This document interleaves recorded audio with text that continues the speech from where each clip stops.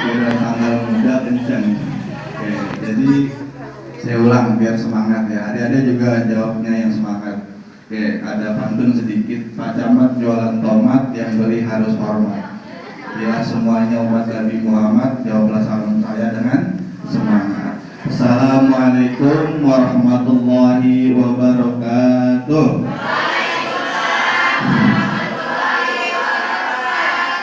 Alhamdulillah, alhamdulillahirabbil alamin. Wassalatu wassalamu ala asrofil anbiya'i wal mursalin wa ala alihi wa sahbihi ajma'in. Asyhadu an la ilaha illallah wa asyhadu anna Muhammadar Rasulullah. Ittaqullaha taqati wa la tamutunna illa wa antum muslimun. Amma ba'du. Yang kita hormati bersama Pak RT dan juga Pak RW, tokoh masyarakat yang saya tidak bisa sebutkan, pimpinan majelis taklim dan ibu-ibu, adik-adik dan serta mahasiswa.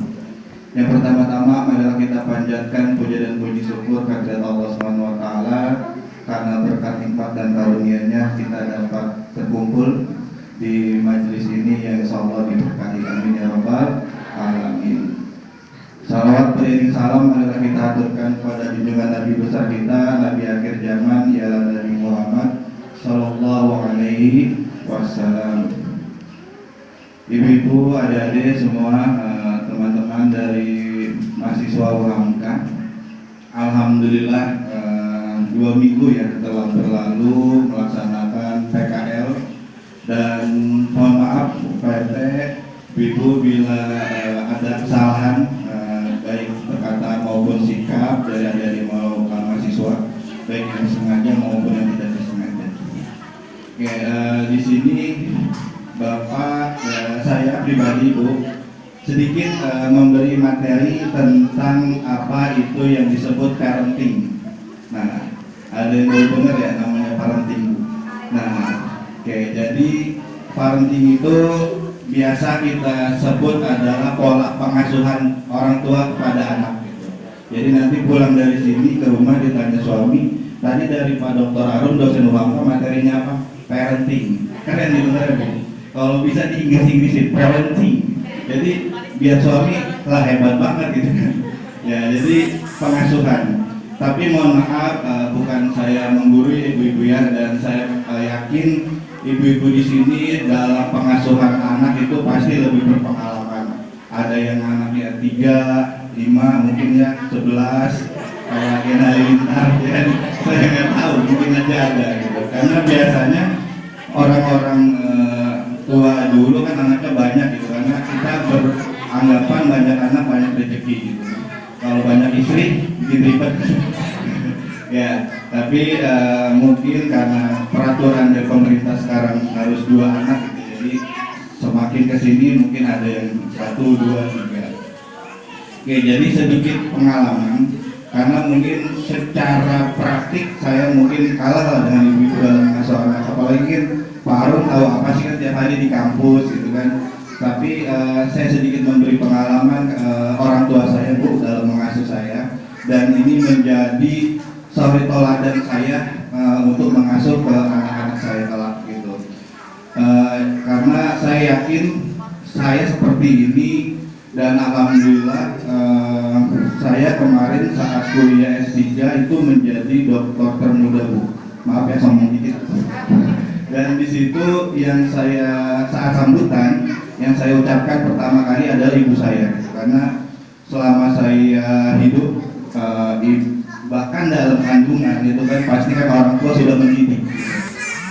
Biasakan saat mengandung itu sebelum maghrib itu orang ibu saya selalu melantunkan ayat-ayat suci Al-Quran. Nah, jadi ibu-ibu yang sedang mengandung gitu, kalau bisa biasakan anak di kandungan itu mendengarkan lantunan murotal atau ayat suci Al-Quran, karena walaupun mereka ini belum terlahir secara batiniah, tapi mereka ruhnya itu sudah ada gitu. Jangan saat mengandung yang didengerin lagu-lagu Korea, nonton filmnya Ikatan Cinta gitu. Nah, jadi dari kandungan sudah mulai dididik gitu, dan setelah lahir Dan alhamdulillah di sini kan banyak usia 5 tahun ke bawah gitu Bu ya. Dulu saya ingat sekali bapak saya setiap kita kan kalau menonton di ruang TV ya Bu, itu kan biasanya anak ketiduran ya Pak. Nah saat anak tiduran biasanya sama ibu atau ayahnya itu dipindahkan ke kamar. Nah saat dipindahkan ke kamar biasanya anak terbangun sedikit gitu atau mulai tuh bahasa kitanya. Nah disitulah bisikin anak. Nah kamu akan menjadi orang besar, kamu menjadi orang sukses. Karena saat ini secara ilmu psikologi Bu, mohon maaf, dalam saat sadar dan tidak sadar anak ini bila kita bisikin itu akan tersimpan memorinya sampai dia besar gitu. Nah jadi dan saat jam-jam 12 malam sampai jam 1 itu kalau bisa anak sedang tidur tepuk sedikit gitu Bu, biar dia setengah sadar gitu. Dan saat setengah sadar dibisikin gitu. Jadi usahakan setiap malam itu kata-kata baik itu didengar oleh si anak gitu. Jangan tiap malam dengar ngoroknya bapaknya gitu, ngorok ibunya gitu. Nah jadi itu saya ingat sekali, saya seperti itu oleh bapak saya itu sampai saya SD. Dan ya, setelah subuh juga bapak saya bisikin. Dulu saya nggak paham gitu, namanya anak kecil ya, ini ngapain ya harus bisikin, tapi entah itu menjadi motivasi kita sendiri tanpa kita sadari. Nah itu mungkin pengalaman saya oleh orang tua saya, mungkin ibu-ibu bisa digunakan. Dan yang kedua adalah family time atau waktu yang baik untuk anak dan orang tua. Jadi jangan sampai saat malam ngumpul keluarga gitu ya di ruang keluarga atau di ruang TV, anaknya main HP sibuk sendiri, ibunya sibuk nonton Ikatan Cinta, bapaknya sibuk sendiri. Nah, jadi walaupun secara badannya bersama di satu tempat, tapi secara akal pikir masing-masing punya kesibukan gitu. Dan usahakan ada waktu, jadi contoh ya, dulu ibu saya saat nyuapin makan itu sambil tanya tadi sekolah belajar apa, main sama siapa gitu. Jadi komunikasi yang itu akan menjadi intens anak antara ibu. Jangan nyuapin ibu-ibu sambil ngerumpi. Nah jadi secara batin dekat sama anak, tetapi secara kegiatan itu masing-masing. Nah, saya seperti itu. Nah itu family time ya. Selanjutnya yang ketiga, saya mungkin memberi saran adalah proses. Contoh ya, ini sih ibu-ibu di rumah saya Bu. Kan kemarin saat pandemi itu kan pembelajaran online ya, daring gitu ya. Pembelajaran secara online, ada yang dengan tugas dikirim via WhatsApp oleh gurunya, ada yang pakai Zoom dan sebagainya. Biasanya kalau pagi ini di depan rumah saya kan ada lapangan tanah kosong gitu ya, itu biasanya ibu-ibu ramai tuh pada ngumpul itu sambil nyuapin anaknya. Kok saat pembelajaran daring kemarin sepi, ibu-ibu yang biasanya pada ngumpul ngerumpi gitu ya di samping rumah, nih pada kemana? Saya cek, ternyata mereka pada ngerjain tugas anaknya gitu, anaknya malah main.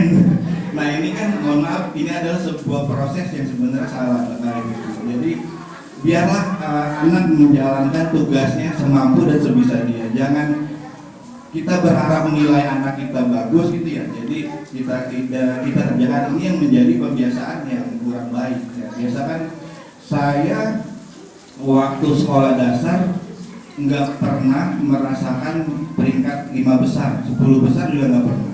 Karena memang semua tugas saya kerjakan. Terkadang saya merasa ini gitu pada teman yang dikerjakan oleh guru kakaknya, oleh orang tuanya yang mendapat nilai 100, kok saya mengerjakan sendiri tapi mendapat nilai yang kurang gitu. Tapi setelah besar kita terbiasa mengerjakan sesuatu dan tanggung jawab. Jadi saya sesuatu nggak pernah minta tolong sama orang lain sampai saya benar-benar nggak bisa. Dan inilah akhirnya sikap yang terbentuk gitu Ibu. Jadi mungkin itu pengalaman sedikit yang saya dapat dari orang tua saya, dan kita berharap kelak kita akan mendapat anak-anak yang soleh-soleha Bu, yang bisa membanggakan orang tua, dan adik-adik semua harus rajin belajar ya gitu. Jadi jangan main game mulu gitu. Main Mobile Legends belajar yang rajin, karena harapan orang tua.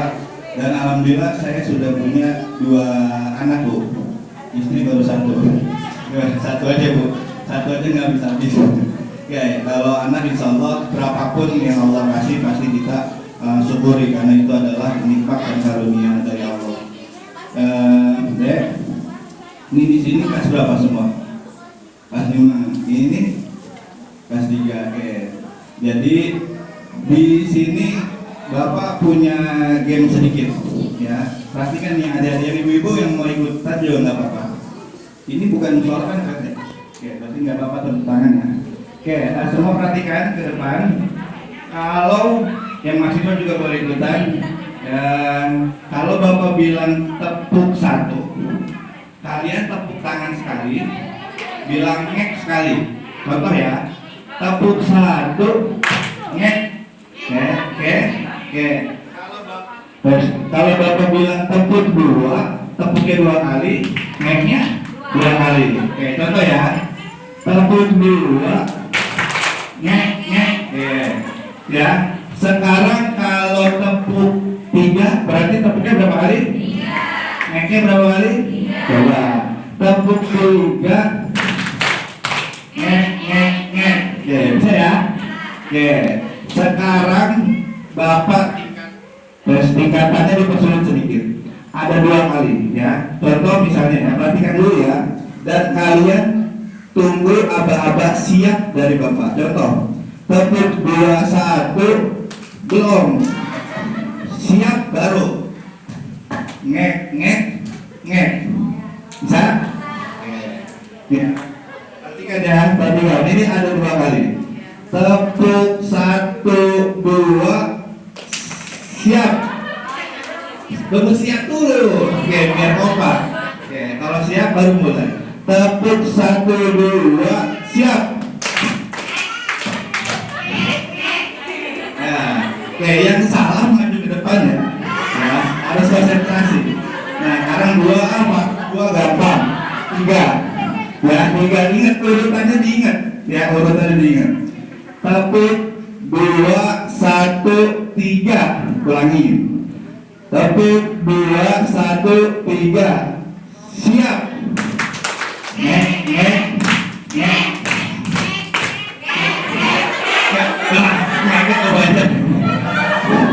Ya, udah.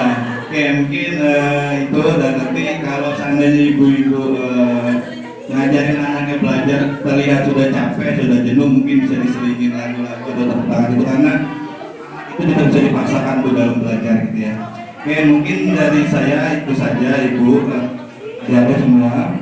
Setelah ini pembagian hadiah ya. Oke, kemarin siapa yang sekarang bagi hadiah? Oke, mudah-mudahan yang juara bertingkat gitu ya, dan yang belum mendapat juara mungkin harus banyak-banyak belajar ya. Pak RT, ibu-ibu semua, dari saya itu saja. Mohon maaf sekali lagi bila dalam kegiatan mahasiswa tadi dalam